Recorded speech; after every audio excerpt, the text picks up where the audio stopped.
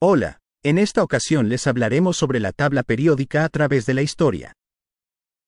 El equipo está conformado por David Alejandro Ricardo Chávez, Ángel Alejandro Moctezuma Díaz, Edgar Alexis González Rendón, Rafael Alejandro Ponce García, Sergio Leonardo López Lepe.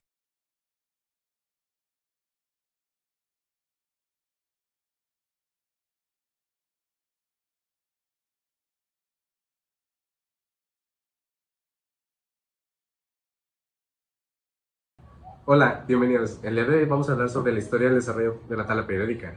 Hablaremos desde los primeros intentos de clasificación hasta la tabla periódica moderna, además de cómo es que las propiedades periódicas ayudan a comprender el comportamiento de los elementos. Somos David, Ángel, Rafa y Alexis, y yo, un servidor Sergio, les vamos a presentar por medio de conceptos y resultados experimentales a partir de la historia cómo se generó la tabla periódica y cómo esta ha sido una herramienta fundamental para la comprensión de la química actual.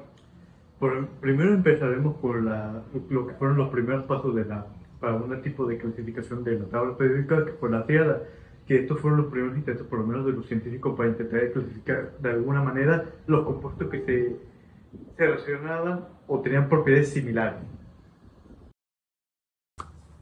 En 1829, el químico Johann Dobereiner observó que ciertos elementos podían agruparse en conjuntos de tres, llamados triadas. Esto debido a que compartían ciertas propiedades químicas parecidas, como por ejemplo el litio, el sodio y el potasio. Una curiosidad matemática sobre estas triadas es que la masa atómica del elemento intermedio es aproximadamente el promedio de las otras dos. Esto llamó la atención, ya que sugeriría una relación numérica entre masas y propiedades. Pero las triadas funcionaban solo con algunos grupos de elementos, no resolvían la clasificación completa.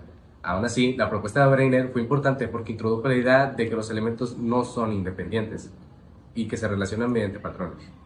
Básicamente, las triadas fueron el primer intento exitoso a pequeña escala y aceptado por la comunidad científica de clasificar los elementos por medio de sus propiedades físico-químicas, las cuales ciertamente resultaron acertadas, ya que hoy en día partes de estas triadas comparten familia en la Con tabla esto se periódica. arribó lo que fue la primera parte, lo que fue uno de los primeros intentos de los científicos para intentar algún tipo de clasificación por parte de los elementos con propiedades similares. Ahora seguiremos con lo que fue la ley de octavos por parte de Newland en la siguiente sesión presentada por Sergio. Después de las triadas de Dobereiner, otros científicos intentaron encontrar una relación más amplia entre las propiedades químicas de los elementos, y entre ellos encontramos a John Newland, un químico inglés con una propuesta muy original para su época. Ya en 1864 Newland organizó los elementos conocidos en orden creciente de masa atómica y se dio cuenta de algo de bastante curioso, que cada 8 elementos las propiedades se volvían a repetir de una forma periódica, y esto los hacía como una propiedad por lo menos predecible. Esa observación la llamó ley de octavo, comparado con la nota musical que se repite en cada octava. Por ejemplo, al comparar el litio y el sodio, que están separados por 7 elementos, ambos presentaban comportamientos químicos parecidos. Lo mismo ocurría con el berilio y el magnesio, o con el boro y el aluminio. Parecía que la naturaleza seguía un ritmo o melodía química. Sin embargo, la propuesta de Newland tuvo varios problemas. A medida que se descubrían nuevos elementos, el patrón dejó de cumplirse, y muchos científicos de la época lo consideraban como una coincidencia. Incluso se burlaban de él diciendo que su tabla parecía más una composición musical que un descubrimiento científico.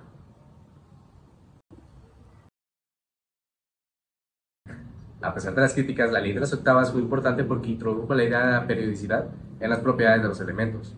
Fue el primer intento de demostrar que esas propiedades se repetían de manera regular y predecible. Si bien su modelo no era perfecto, Newland abrió el camino para otros científicos quienes pocos años después, por medio de algunos descubrimientos, descubrirían redundantemente una relación mucho más precisa entre las masas atómicas y las propiedades químicas. Entre esos científicos estaban los nombres fundamentales, Lars Meyer y Dimitri Mendeleev, quienes perfeccionaron la organización de estos elementos y crearon la base de la tabla periódica moderna en la actualidad. Después de los intentos de Dobereiner y verdad, el siguiente gran avance vino en 1869 cuando Lord Mayer en Alemania y Dmitri Mendeleev en Rusia trabajaron sin saberlo en el mismo objetivo, ordenar los elementos de forma lógica y de manera predecible. Lothar Meyer elaboró una tabla basada principalmente en las propiedades físicas de los elementos, como el volumen atómico y la densidad. Él observó que esas propiedades también cambiaban de manera periódica al aumentar la masa atómica. Fue uno de los primeros en graficar esos datos, mostrando ondas periódicas que se repetían. Aunque el trabajo de Meyer fue muy preciso, publicó sus resultados un poco después de Mendeleev. Por eso, aunque ambos llegaron a conclusiones parecidas, fue Mendeleev el que pasó a la historia como el creador oficial de la tabla periódica. Mendeleev organizó los elementos por su masa atómica creciente y agrupó aquellos con propiedades químicas semejantes en filas y columnas. Pero lo más importante fue que dejó espacios vacíos en su tabla, prediciendo la existencia de elementos nuevos aún no descubiertos. Tras ser el intento de organización más eficaz hasta el momento, resultó controversial, ya que este corrigió 2 elementos que ya se tenían cierto acomodo, y además predijo otros 4 elementos nuevos, el galio, el escandio y el germanio, y aparte del tecnecio. Años después, cuando fueron descubiertos estos elementos de forma experimental, se observó que tenían las mismas propiedades físicas que describía Mendeleev, lo que confirmó que su tabla no era una simple casualidad, sino era una consecuencia de la ley natural. Gracias a Mendeleev, los químicos pudieron organizar los elementos de una manera coherente y comprender las propiedades que dependían de algo más profundo, la estructura de los átomos y más tarde que conocieron que eran los números atómicos. Su tabla fue tan útil que se convirtió en una herramienta esencial para descubrir nuevos elementos, estudiar sus relaciones y desarrollar la química moderna. Como dijimos, Meyer aportó una visión cuantitativa basada en propiedades físicas, mientras que Mendeleev logró una clasificación predictiva basada en propiedades químicas y masas atómicas. Entre ambos sentaron las bases de la tabla periódica moderna. Después de Mendeleev, el siguiente paso clave vino con un joven científico inglés, que descubrió el verdadero orden de los elementos, Henry Moseley.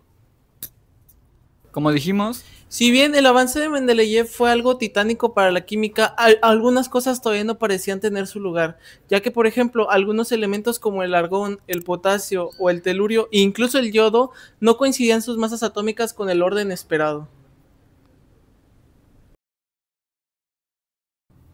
En 1913, el físico inglés Henry Moseley realizó experimentos utilizando rayos X. Descubrió que cada elemento emitía radiaciones características que dependían directamente de la carga del núcleo atómico. Esa carga correspondía al número atómico, es decir, la cantidad de protones en el núcleo. Con este hallazgo, Moseley demostró que el número atómico y no la masa atómica era el verdadero criterio para ordenar los elementos en la tabla periódica. Esto resolvió los errores y colocó cada elemento en su lugar correcto.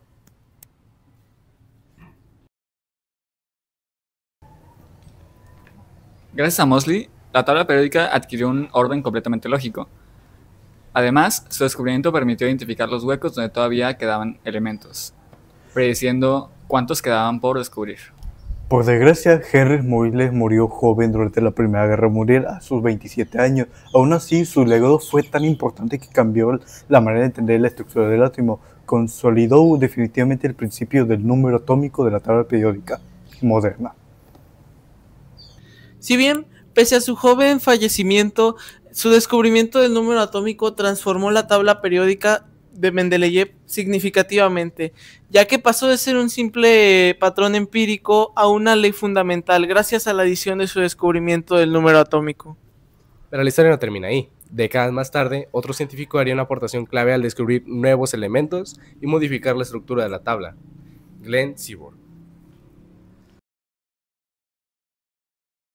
Después de Moseley, la tabla periódica siguió creciendo a medida que los científicos descubrían nuevos elementos, pero el cambio más importante llegó en el siglo XX con el trabajo de Glenn George Seaborg. Seaborg fue un químico estadounidense que descubrió o participó en el descubrimiento de 10 nuevos elementos, entre ellos el plutonio, el americio y el curio. Estos elementos se encontraban más allá del uranio, por lo que se les llamó elementos transuránicos. Con tantos nuevos elementos, Seaborg propuso reorganizar la tabla periódica. Movió los lantánidos y actínidos a la parte inferior, formando las dos filas separadas que conocemos hoy. Gracias a eso, la tabla adoptó una forma más ordenada y funcional, la tabla periódica moderna.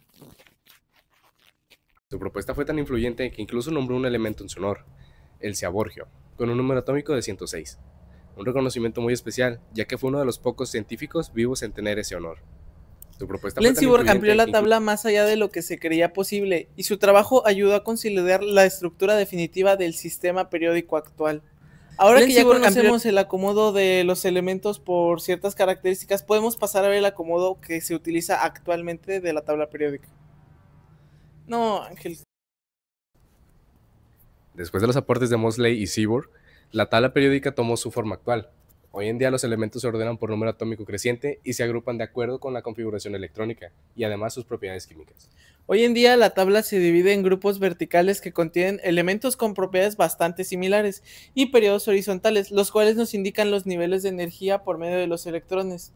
Hoy en día hay un total de 18 grupos y 7 periodos en la tabla periódica. También, según sus propiedades, los elementos se clasifican en metales, no metales y metaloides. Los metales son la mayoría que se ubican en la izquierda y al centro de la tabla. Los no metales están en la parte superior derecha y los metaloides forman una franja divisora entre ambas. A su vez, también existen familias o grupos especiales como los alcalinos, los alcalinotérreos, halógenos y gases nobles.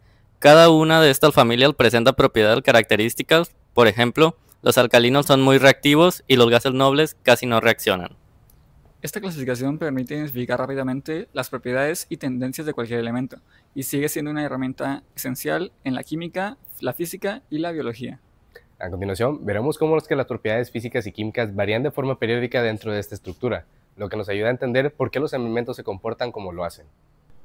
La tabla periódica no solo organiza los elementos, también nos muestra cómo sus propiedades cambian de manera perceptible, y esto también se le conoce como la variación periódica de las propiedades. La carga nuclear efectiva es la fuerza del núcleo que atrae a los otros electrones. A medida que avanzamos de izquierda a derecha, de un periodo esta fuerza aumenta porque el número de protones crece y los electrones se acercan mucho más al núcleo. Esto explica por qué los átomos se vuelven más pequeños hacia la derecha de la tabla. El núcleo lo atrae con mayor intensidad. En cambio, cuando bajamos en un grupo, los electrones están más lejos del núcleo y la atracción disminuye. El radio atómico es el tamaño del átomo. Disminuye de izquierda a derecha en un periodo y aumenta de arriba hacia abajo en un grupo. Esto se debe al equilibrio entre la carga nuclear y la distribución y la distancia de los electrones al núcleo. En el caso del radio iónico, los átomos que pierden electrones, o sea los cationes, se vuelven más pequeños y los que ganan electrones, o sea los aniones, se hacen más grandes. Por ejemplo, el ion de sodio, que se representa con Na positivo, es más pequeño porque el átomo de sodio es neutro. La energía de ionización es la energía necesaria para arrancar un electrón de un átomo. Este aumenta de izquierda a derecha y disminuye de arriba hacia abajo, siguiendo la misma lógica que la carga nuclear efectiva.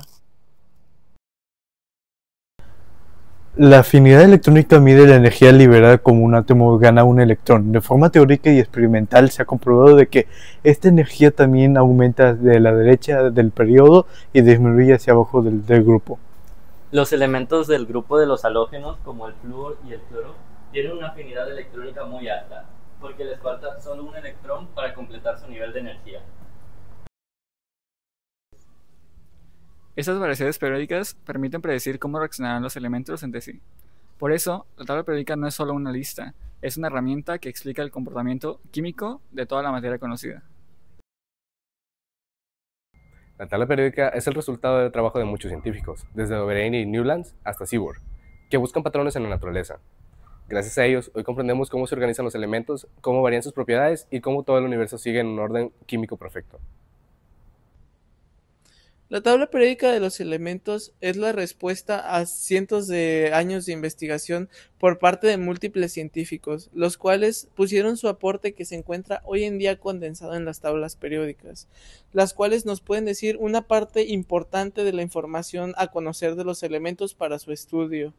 Si bien normalmente conocemos la versión didáctica de la tabla periódica, la podemos ver, por ejemplo, por medio de la concentración de bloques por orbitales o también con su inclusión de las tierras raras aumentando la longitud de la misma tabla, incluso por sus propiedades como la electronegatividad o el radio atómico.